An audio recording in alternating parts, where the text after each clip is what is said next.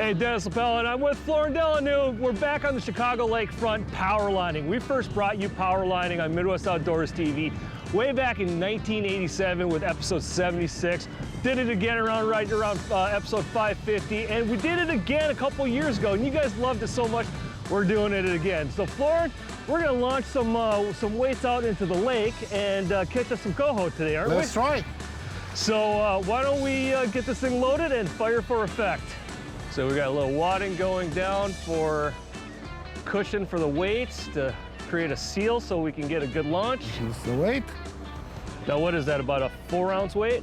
No, that's about 13 ounces. 13 ounces, almost a pound. Yeah.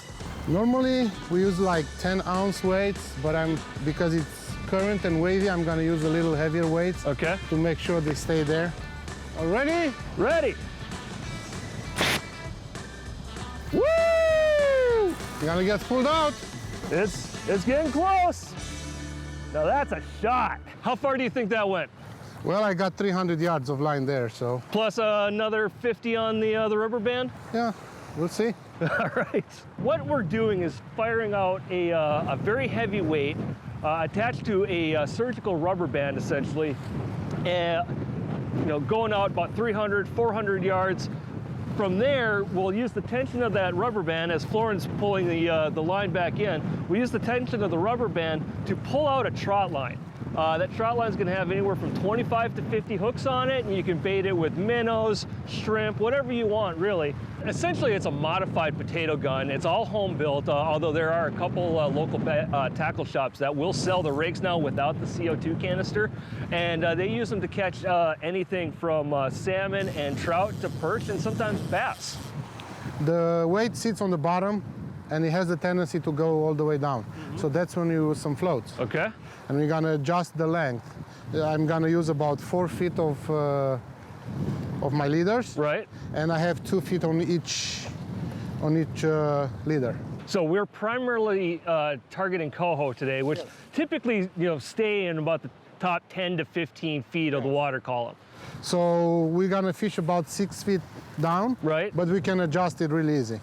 Can go up to 10 or 2 or whatever. Right. So it's the middle of April right now, and the lake temperature is still pretty cold, but as things warm up, the coho are kind of making a clockwise motion around the lake, and they've been coming up from Indiana, following the bait. As the water warms, they keep on traveling north on this west side of Lake Michigan. And so that's what we're targeting is, primarily the coho, have potential for some steelhead, some brown trout, and some lake trout, maybe the odd perch or bass. But that's essentially what we're doing, is trying to get these baits out to where the coho, and actually where the bait that these coho are chasing, out where they live. And so we're, while we're doing this, we're also looking for bait signs, whether they might be flipping up in the waves, or if we see birds crashing down, that's a good indicator on the distance to push our trot line out to.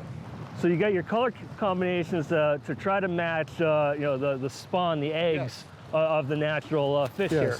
Try to make that salmon come toward your line, not to the next guy line. So my idea is that they might see those beads from far away before they can see the minnow. Yep.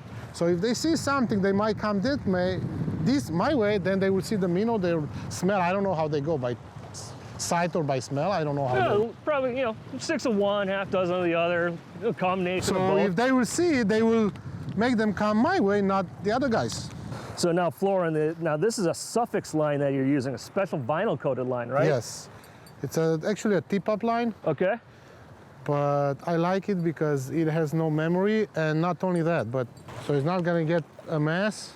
I imagine very abrasion resistant as well, rubbing against the edges of these break walls. I mean, Suffix has a line for almost every application, and it's amazing that they actually have something that works so well just for power lining as well.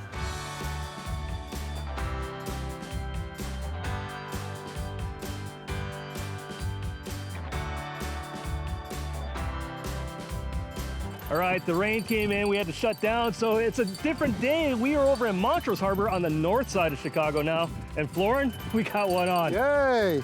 Just like ice fishing, tip-ups, hand over hand, let it run if it needs to run. Feel the fish, huh? Oh yeah, he's on there. You got this one a long way out, Florin. Yeah, it's about 85 yards. Woo! That's where the To the hooks start of the floats. Yes. So this is like a giant pike that's you know, stripped your spool, and now you're trying to hand line them back in. Almost there. Yeah, it's still there. Yeah. So now he's going to take the trot line and he's going to lay it on the deck here so everything doesn't get tangled up.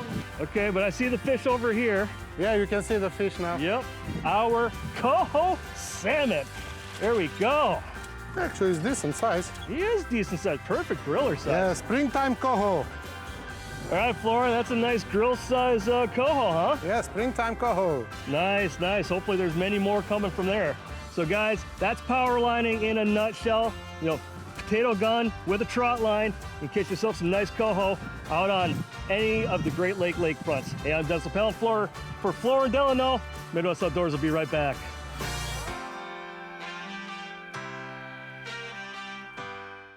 Hey everyone, thanks for watching. Make sure to hit that like button and subscribe for more Midwest Outdoors content.